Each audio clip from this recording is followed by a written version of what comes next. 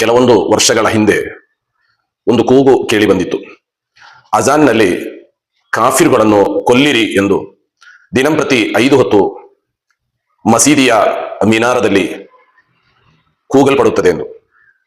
ಆಗ ಅಜಾನಿನಲ್ಲಿ ಕಾಫಿರ್ ಎಂಬ ಪದವಾಗಲಿ, ಕೊಲ್ಲಬೇಕು ಎಂಬ ಕತ್ಲ್ ಎಂಬ ಪದವಾಗಲಿ ಅಜಾನ್ನಲ್ಲಿ ಇಲ್ಲ. ಮತ್ತೆ ಹೇಗೆ ಕಾಫಿರ್ಗಳನ್ನು ಕೊಲ್ಲಬೇಕು ಎಂಬಂತಹ ಆ ಒಂದು ವಾಕ್ಯ ಅಜಾನಿನಲ್ಲಿ ಇದೆ ಎಂದು ವಾದ ಮಾಡುತ್ತೀರಿ ಎಂದು ವಿಮರ್ಶಿಸಲ್ಪಟ್ಟಾಗ ಅದು ಅಲ್ಲಿಗೆ ತಂಡವಾಯಿತು. ಆದರೆ ಈಗ ಮಗದೊಮ್ಮೆ ಮತ್ತೊಂದು ಕೂಗು ಕೇಳಿ ಬರುತ್ತಿದೆ.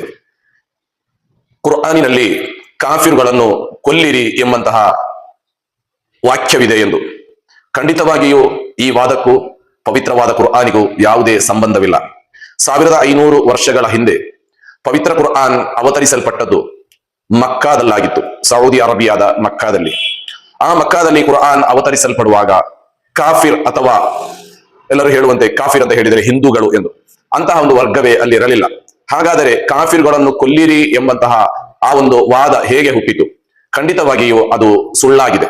ಪವಿತ್ರ ಕುರ್ಆನಿನಲ್ಲಿ ಇರುವುದು ಹೀಗೆ: ವಕಾತಿಲುಲ್ ಮುಶ್ರಿಕೀನ ಕಾಫತನ್ ಕಮಾ ಯುಕಾತಿಲೂನಕುಂ ಕಾಫಾ.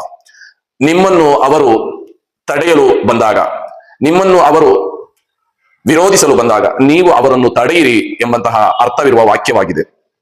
ನೀವು ನೈಜವಾದಂತಹ ಇಸ್ಲಾಂ ಧರ್ಮದ ಅನುಯಾಯಿಗಳಾಗಿ ಬದುಕಲು ಅಡ್ಡಿಯಾಗುವ ರೀತಿಯಲ್ಲಿ ನಿಮ್ಮನ್ನು ತೊಂದರೆಗೊಳಪಡಿಸಲು ಅವರು ಬಂದರೆ ಅವರೊಂದಿಗೆ ನೀವು ಹೋರಾಡಿರಿ ಎಂಬಂತಹ ಅರ್ಥವಿರುವ ವಾಕ್ಯವಾಗಿದೆ ಪವಿತ್ರ ಕುರ್ಆನಿನಲ್ಲಿ ಬಂದಿರುವುದು. ಇದನ್ನು ಅಪಾರ್ಥಗೊಳಿಸಿ ಕಾಫಿರ್ಗಳನ್ನು ಕೊಲ್ಲಿರಿ ಎಂದು ಪವಿತ್ರ ಕುರ್ಆನಿನಲ್ಲಿದೆ ಎಂಬಂತಹ ವಾದವು ಅದು ಮೊಂಡು ವಾದವಾಗಿದೆ, ಪವಿತ್ರ ಕುರ್ಆನಿನಲ್ಲಿ ಇಲ್ಲದ ವಾದವಾಗಿದೆ. ಪವಿತ್ರವಾದಂತಹ ಇಸ್ಲಾಂ ಅನ್ಯಾಯವಾಗಿ ಒಂದು ವ್ಯಕ್ತಿಯನ್ನಾಗಲಿ ಒಂದು ಜೀವಿಯನ್ನಾಗಲಿ ಕೊಲ್ಲುವುದಕ್ಕೆ ಯಾವುದೇ ರೀತಿಯ ಸಹಮತ ಇಸ್ಲಾಮಿನಲ್ಲಿ ವ್ಯಕ್ತಪಡಿಸಿಲ್ಲ.